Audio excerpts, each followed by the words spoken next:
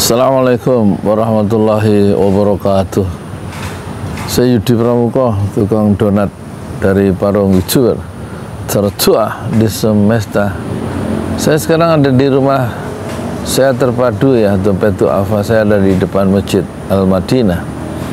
Saya mau komentari Presiden Prabowo yang menyindir seharusnya yang koruptor yang 300 triliun itu yang dihukum cuma 6,5 tahun itu harusnya 50 tahun ya.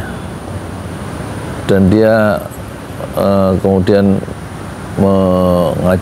memberikan sinyal ke Kejaksaan Agung ya, jaksa maksudnya ya, naik banding, katanya naik banding. Coba 300 triliun Prabowo mengharapkan dia dihukum 50 tahun. Mungkin itu jawaban spontan dan bercanda ya, tapi itu serius ya. Tampaknya Prabowo tidak serius dalam menangani korupsi kan gitu ya. Dia kesal bahwa orang yang melakukan kerugian negara sampai 300 triliun yaitu Muiz itu 6,5 tahun penjara pidananya. Tapi respon Prabowo adalah seharusnya 50 tahun. Seharusnya kalau menurut menurut saya maksudnya itu ya jangan 50 tahun, harusnya ditembak mati ya. Jangan juga seumur hidup ya. Jadi hukum maksimal gitu loh, dihukum mati. Kalau memang hukum potong tangan itu nggak berlaku di Indonesia ya. Dan saya yakin ya, di masa depan hukuman potong tangan itu akan menjadi bagian satu cara yang efektif untuk memberantas maling-maling berdasi koruptor itu. Ya, memotong pergelangan tangan kanan. Kan yang dipakai itu tangan kanan, dipotong menurut Al-Quran itu, menurut hadis Rasulullah yang dipotong pergelangan tangan kanan. Kalau yang nggak bisa, dan dia melakukan kejahatan lagi, mengulangi korupsinya setelah dipotong, itu dia dipotong pergelangan kaki kirinya. Nah, kata Imam Syafi'i, tangan kanan yang dipotong itu harus digantungkan di leher si koruptor itu. Kalau dia nyuri di atas 1/4 dinar emas. 1/4 dinar emas itu kalau kursnya 1 dinar emas itu 2 juta, maka 1/4 dinar itu 500.000 ya. Atau sekitar 30 dolar ya. Kalau itu nisabnya, batas minimalnya. Di atas itu dia curi, maka dia harus dipotong tangan kanannya. Dan potongan tangan kanan itu digantungkan di lehernya. Ini ajaran Imam Syafi'i yang mengajarkan kunut ya untuk setiap sholat subuh ya. Dan kita menganut mazhab Syafi'i. Kenapa soal ibadah kita menganut mazhab Syafi'i, tapi soal yang lain pendapatnya Imam Syafi'i nggak dipakai? Harusnya dipakai. Orang yang koruptor ya seperti Muiz itu dipotong tangan kanannya. Kemudian kalau nanti dia menyolong lagi setelah dipotong tangan kanan ya, dipotong kaki kirinya, pergelangan kaki kiri. Terus kalau Muiz itu masih nyolong lagi, itu dipotong tangan kirinya, pergelangan tangan kirinya. Terus yang masih nggak kapok, misalnya begitu, ini misal ya, kemudian orang itu dipotong tangan untuk keempat kalinya pergelangan kaki kanannya. Dan nah ini setelah buntung keempat-empatnya, pergelangan tangan kanan buntung, kanan kiri dan pergelangan kaki kanan dan kiri buntung, dia masih melakukan pencurian lagi. Misalnya, itu baru dipenjara. Jadi penjara itu dalam konteks mazhab pemikiran Islam itu adalah level yang paling akhir.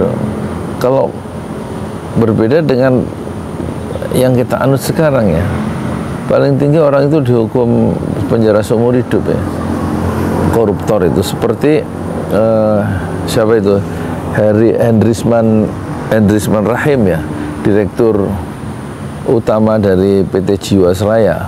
Dia melakukan korupsi, terbukti di persidangan 16,8 triliun ya, dan dihukum seumur hidup bersama teman-temannya yang 4 orang itu, bersama dia yang sama-sama seumur hidup melakukan korupsi di PT Jiwasraya merugikan keuangan negara 16,8 triliun ya.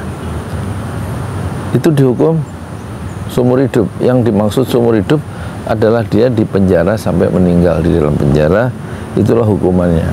Dan itu menurut saya itu masih kurang. Harusnya dia dihukum mati, ditembak ya. Sebagaimana narkoba juga harusnya ditembak ya kan.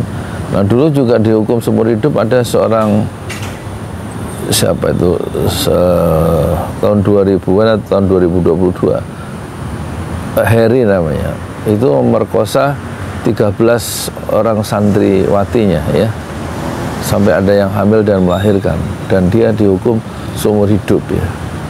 Ada juga narkoba dihukum seumur hidup, ada yang dihukum mati. Nah Prabowo menghendaki yang Muiz itu jangan 6,5 tahun tapi setidaknya 50 tahun. Itu terlalu ringan. Karena apa? Karena kekayaannya itu masih bisa dinikmati dan tidak membuat efek jerah buat orang yang di luar yang memang masih berniat jahat untuk nyolong keuangan rakyat ya, uang rakyat ya. Jadi saya kira kalau memang Prabowo menghendaki 50 tahun, setidaknya 50 tahun, dan ragu mengucapkan hukum potong tangan dan tembak mati, itu menunjukkan Prabowo tidak sungguh-sungguh di dalam memberantas korupsi. Kenapa? Kalau dia sungguh-sungguh ekstrim, sungguh-sungguh gaspol gitu ya, sungguh-sungguh serius membahas korupsi, karena akan mengena ya, hukuman korupsi yang maksimal itu akan membentur bukan saja dirinya sendiri tapi juga membentur teman-temannya sendiri, dan itu dia ada konflik interest di situ. Kata Abdullah Hehamahu dalam satu konferensi persnya atau dalam satu konferensi pers atau seminar, dia mengatakan dia sebagai Abdullah Hehamahu itu adalah komisioner KPK ya, yang di saat KPK masih sangat independen dan dipercaya oleh masyarakat ya, yaitu KPK tahap pertama kalau tidak salah.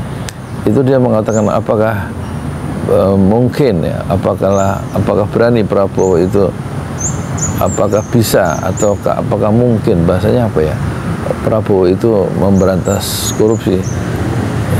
Dia nggak mungkin berani memberantas korupsi, kata Abdullah Hehamahu. Kenapa? Karena Prabowo itu punya 2 kasus ya di KPK. 2 kasus di KPK, kata Abdullah Hehamahu. Sayangnya Abdullah Hehamahu tidak menjelaskan ya, apa kasusnya. Dulu saya waktu masih muda remaja pernah dapat dua kali saya semacam diskusi atau training lah dari Abdullah Hehamahu. Dia dulu sangat terkenal. Dia kemudian menjadi ketua ketua umum, pengurus besar Himpunan Mahasiswa Islam. Dulu saya masih ingat saya berjumpa dengan dia itu di kawasan di masjid di kawasan di Perumpung di Jatinegara sana. Ada kegiatan training di situ di masjid Minggu pagi kalau tidak salah, saya lupa.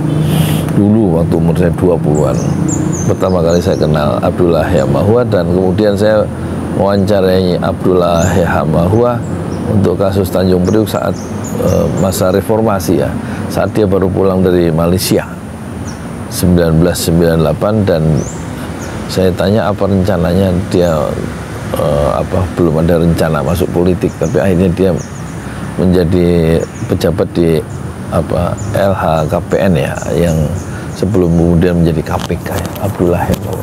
Saya menemui Abdullah Hehamahu di rumahnya di Depok ya, di Depok gitu. Saya lupa di daerah mana, pokoknya di Depok ya. Di rumahnya ya, tentu Abdullah Hehamahu lupa dengan saya ya, tapi saya tidak pernah lupa dengan seorang tokoh besar yang bernama Abdullah Hehamahu yang dikenal jujur di dalam persoalan-persoalan jabatan dan juga keuangan. Abdullah Hehamahu. Assalamualaikum warahmatullahi wabarakatuh. Saya Yudi Pramuka, tukang donat dari Parung. Coba tertua di semesta fasbir sabran jamilah. Bersabarlah dengan kesabaran yang indah. Assalamualaikum warahmatullahi wabarakatuh.